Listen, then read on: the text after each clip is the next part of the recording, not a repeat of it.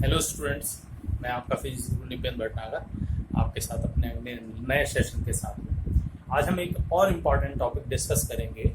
Biot Savart के नियम से हम फाइंड आउट करेंगे परिमित लंबाई के रेखीय धारावाही चालक के कारण उत्पन्न चुंबकीय क्षेत्र। अगर हमारे पास निश्चित लंबाई का कोई चालक है जिसमें धारा बह रही है तो वो निश्चित दूरी पर कितना मैग्नेटिक फील्ड जनरेट करता है, ये हम फाइंड आउट करेंगे। तो हमने यहाँ पर एक चालक लिया है ए बी, या इसको हम ले लेते हैं एक्स वाई, और इस चालक से लंबवत दूरी स्मॉल ए पर एक हमारा प्रेक्षण बिंदु है पी, जिस पर हम मैग्नेटिक फील्ड फाइंड आउट करना चाहते हैं। इस चालक में धारा बह रही है आई, और दोनों सिरों द्वारा यहाँ पर जो अंतरित कोण है वो है φ1 और ये φ2। यहाँ हमने एक धारावाही अल्पांश लिया है dl लंबाई का,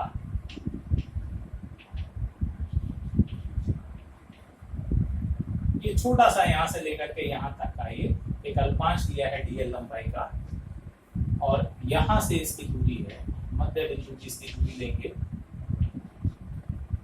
l, और मध्य बिंदु को अगर यहां से हम मिलाएं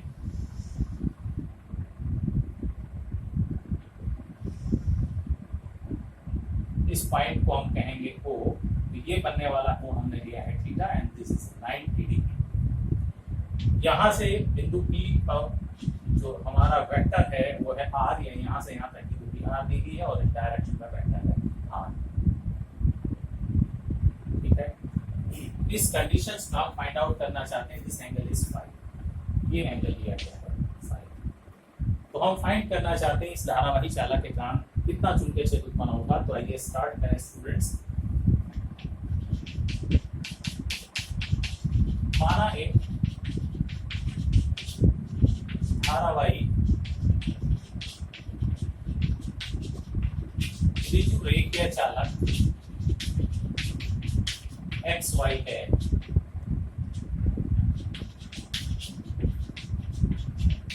इसमें आई धारा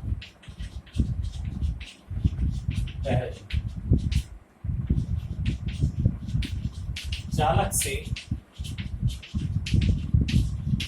लंबवत दूरी स्मॉल ए पर स्थित बिंदु पी पर चुंबकीय क्षेत्र ज्ञात करना है।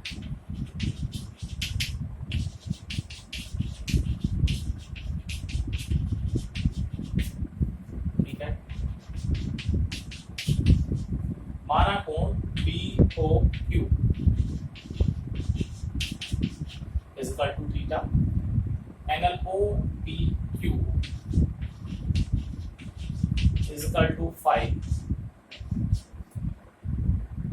angle YPQ is equal to phi1, और XPQ is equal to phi। O से लेकर के Q तक की दूरी that is equal to L, और इस धारावाही अल्पांश की ये लंबाई है D है।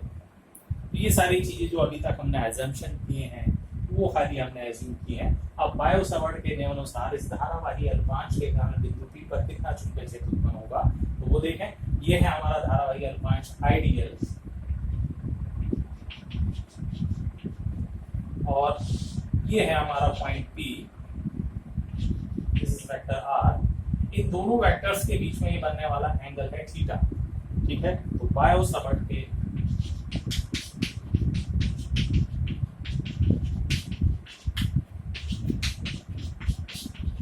नियम से धारावाही अल्पांश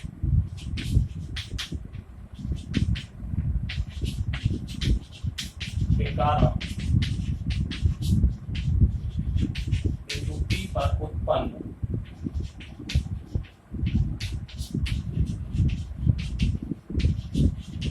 चुंबकीय क्षेत्र, and that is PB is equal to mu 0 upon 4 pi I DL cross R upon R। इसका मतलब बिंदु P पर जो चुंबकीय क्षेत्र की दिशा होगी वो DL और R इन दोनों से मिलकर बनने वाले तल के लंबवत होगी। और फिलहाल इस डायरेक्शन के अकॉर्डिंग देखें तो DL टू R जो डाउनवर्ड नीचे की ओर डायरेक्शन होगी दाएं हाथ के अंगूठे के नियमन होता है। ठीक है,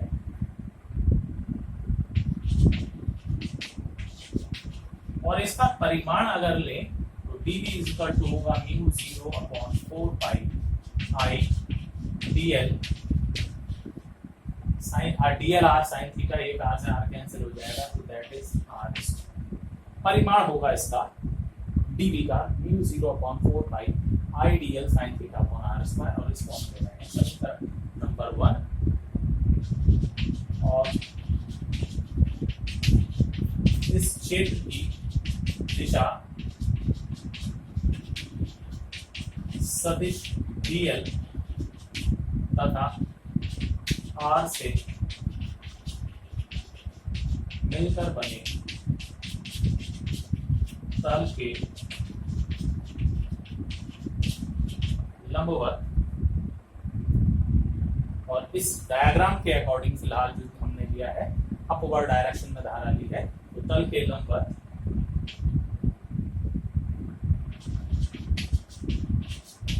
यहां पर ये डायरेक्शन कागज के तल के लंबवत आ रही है। फिलहाल अब हम पूरे के पूरे चालक के कारण चाहते हैं। अब इन इक्वेशन फर्स्ट में आप ये देखिए कौन कौन सी क्वांटिटीज ऐसी हैं जो वेरी कर रही हैं। अगर मैंने DL यहाँ लिया है तो R ये होगा। मैं अगर DL एलिमेंट यहाँ लूँ तो R कुछ और होगा, DL यहाँ लूँ तो R कुछ और। It means R is a variable quantity, ये वेरी कर रही है तो इसको हम डिस्प्लेस करना चाहते हैं। जैसे जैसे पॉइंट हमारा वेरी कर रहा है थीटा बदल रहा है तो इसको मतलब हम थीटा को भी यहाँ से हटाना चाहते हैं, डिस्प्लेस करना चाहते हैं इन टर्म्स ऑफ फाई जो हमारे पास गिवन है। टोटल चालक φ1 से φ2 तक एंगल ड्रॉ कर रहा है। ठीक है, और तीसरा जो DL है इसको हम चाहते हैं पूरी लेंथ के लिए, तो इनमें हम कुछ वेरिएशन कुछ सब्स्टिट्यूशंस चाहते हैं रखना चाहते हैं। तो हम इसी ट्रायंगल का इस्तेमाल कर रहे हैं। तो त्रिभुज OQP से या PQO से किसी भी ट्रायंगल के त्रिभुज के तीनों कोणों का योग 90 होता है। तो ये 90 ही है तो इसलिए theta plus phi is equal to होगा 90 डिग्री और you can say theta is equal to 90 degree minus phi. ठीक है, तो ये वैल्यू अगर आप यहाँ रखते हैं इसका मतलब है अगर साइन थीटा की जगह रखें तो sine theta will be equal to sine 90 minus phi and that is equal to cos phi and this is equation number.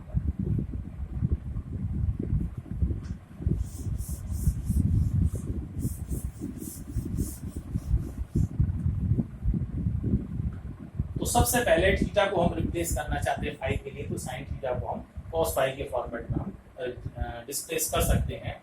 अब इस ट्रायंगल का हम यहाँ इस्तेमाल कर रहे हैं। इस ट्रायंगल से अगर आप देखें तो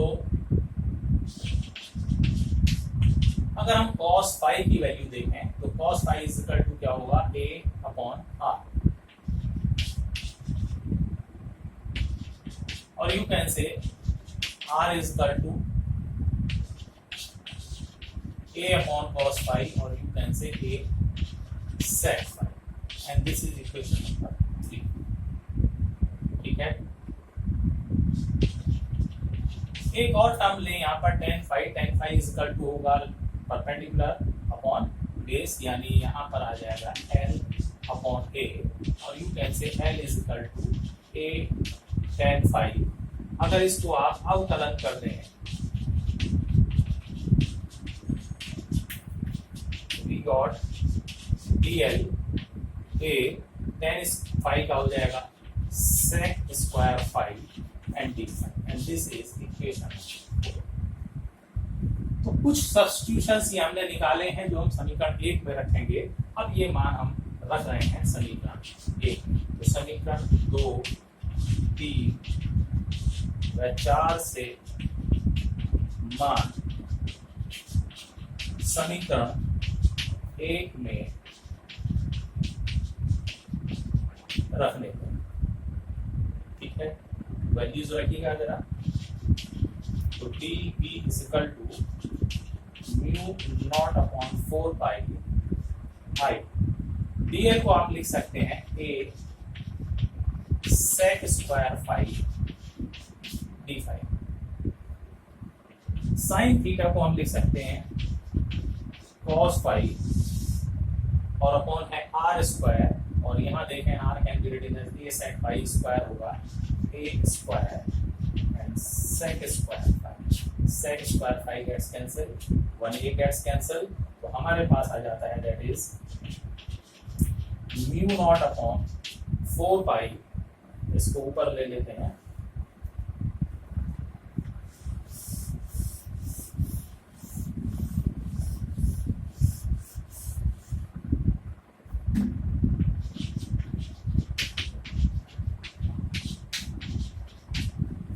mu not upon 4 pi I upon ए हमारे पास बचता है कॉस फाई एंड डी। ठीक है, ये है इस धारावाही अल्पांश के कारण बिंदु P पर उत्पन्न चुंबकीय क्षेत्र, और किन के पदों में आ रहा है, ए के पद में आ रहा है। जो लंबवत दूरी है, किसी भी बिंदु पर देखें बिंदु P की लंबवत दूरी सब जगह समान होगी, तो इसको हम चेंज नहीं करना चाहते, चेंज करके आ चुका। और फाई के फॉर्मेट में हम चाहते हैं फाई 1 to फाई 2, तो वो भी आ चुका।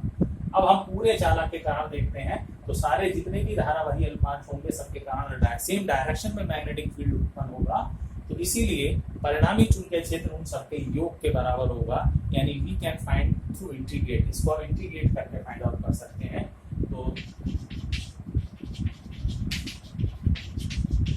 चालक के सभी धारावाही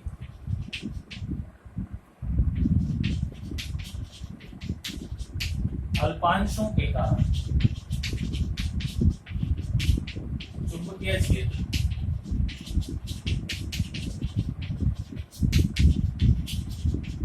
एक ही दिशा में उत्पन्न होगा। अतः पूर्ण चालक के कारण बिंदु P पर चुंबकीय क्षेत्र,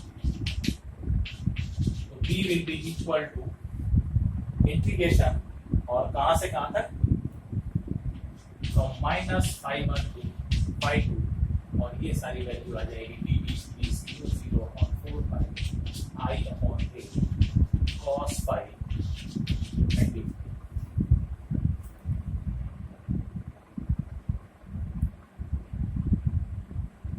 अब कॉस फाई और डी फाई केवल वेरिएबल हैं, इन सबको बाहर ले लीजिए इंटीग्रेशन से, तो mu 0 upon 4 pi I upon A, और कॉस फाई का इंटीग्रेशन होगा sine phi, and limits are -φ1 to φ2।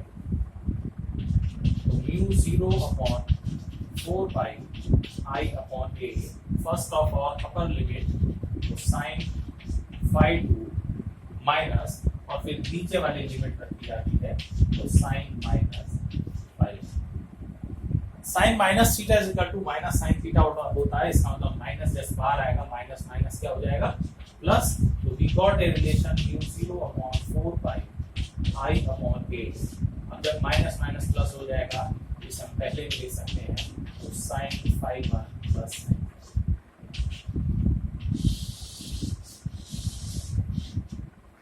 ठीक है, तो इतने तीव्रता का चुंबकीय क्षेत्र उत्पन्न होगा इस चालक के कारण mu 0 upon 4 pi I upon A sign φ1 plus sign φ2। इसकी डायरेक्शन dl क्रॉस r से निकल सकती है, या दाएं हाथ की हथेली के नियम नंबर 1 से निकल सकती है, जो कहता है यदि दाएं हाथ की हथेली को इस प्रकार फैलाएं कि अंगूठा चालक में बहने वाली धारा की दिशा में, हमारी फैली हुई उंगलियां ऑब्जर्वेशन पॉइंट यानी प्रेक्षण बिंदु की ओर हों, तो चुंबकीय क्षेत्र की दिशा हथेली को धक्का देने की दिशा में बाहर की ओर होती है। तो इस कंडीशन में धारा की दिशा ये है, अंगूठा फिंगर हमारी उंगलियां हैं बिंदु P की ओर, तो चुंबकीय क्षेत्र की दिशा क्या है, पेपर के यानी इस कागज के तल के लंबवत नीचे की ओर। ठीक है,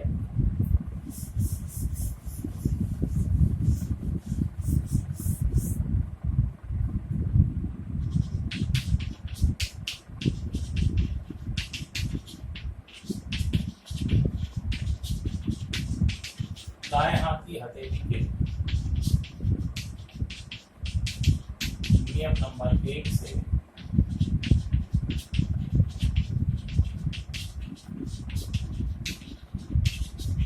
इस चुंबकीय क्षेत्र की दिशा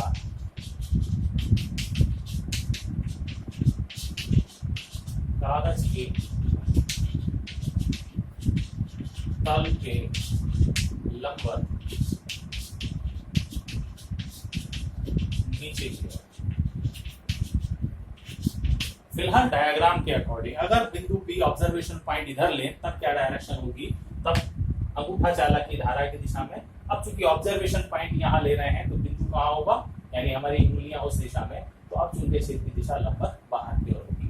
तो धारा की दिशा और प्रेक्षण बिंदु पर डिपेंड करेगी, वहां चुंबकीय क्षेत्र की दिशा क्या होगी निकाली जा सकती है दाएं हाथ की हथेली के नियम नंबर फर्स्ट के अंदर। ठीक है, तो ये है किसी धारावाही निश्चित लंबाई के धारावाही चालक के कारण उत्पन्न चुंबकीय क्षेत्र। अगर ये ही हमारा चालक अनंत लंबाई का हो जाए तब क्या कंडीशन होगी। ठीक है,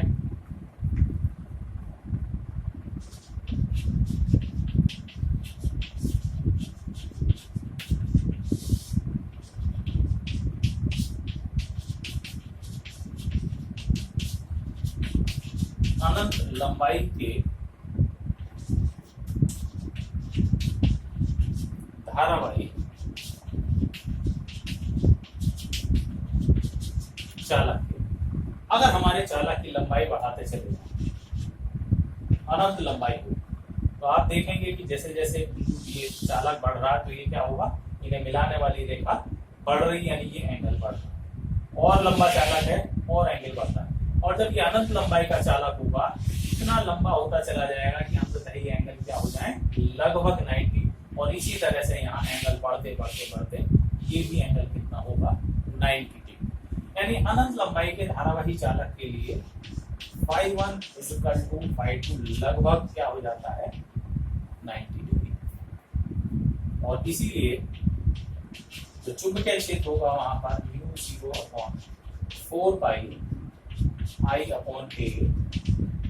sin 90 प्लस sin 90 की वैल्यू 1 प्लस 1 यानी 2, उसे यहाँ डिवाइड कर दीजिए तो b का मान आ जाएगा μ0/2 पाई और I।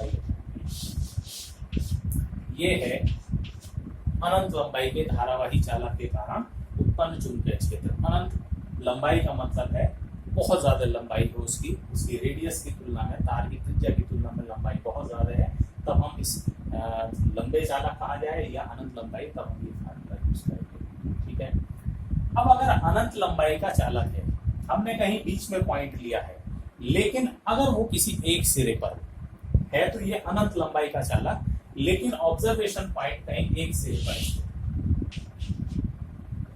तब क्या कंडीशंस होंगी ध्यान दें। यहां पर हम देख रहे हैं इस लाइन से बनने वाला कोण, जब इस सिरे पर आ गए तो φ2 तो हो जाएगा आपका इसी को, क्योंकि इसी लाइन द्वारा बनाया गया कोण क्या होगा 0। और अनंत लंबाई के चालक के लिए जो बहुत लंबा सिरा होगा तो ये कोण कितना होगा लगभग 90 डिग्री। तो यदि ये इसका सेकंड केस हम ले सकते हैं,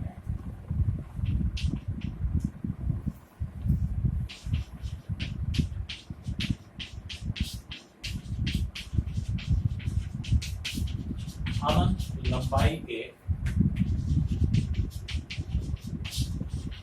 धारावाही चालक के एक सिरे पर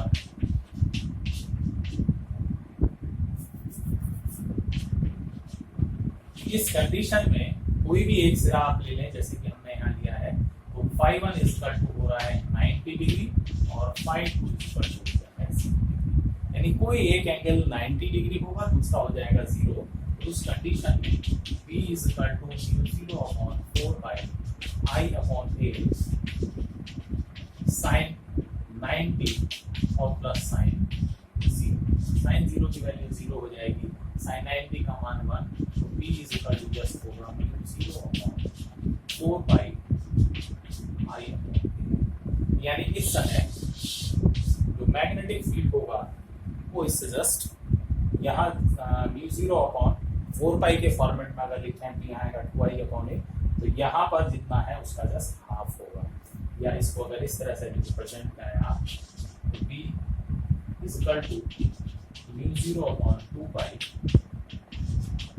2i, यानी यहाँ की तुलना में जस्ट डबल हो जाएगा। तो ये था किसी निश्चित लंबाई के ऋजुरेखीय धारावाही चालक तार के कारण। उसी में हमने एक स्पेशल केस देखा, यदि वो अनंत लंबाई का है, बीच में अगर कहीं पॉइंट पी है तो ये होगा मैग्नेटिक फील्ड, अगर सिरे पर है तब ये होगा। ठीक है, नेक्स्ट टॉपिक अगले वीडियो में डिस्कस करेंगे।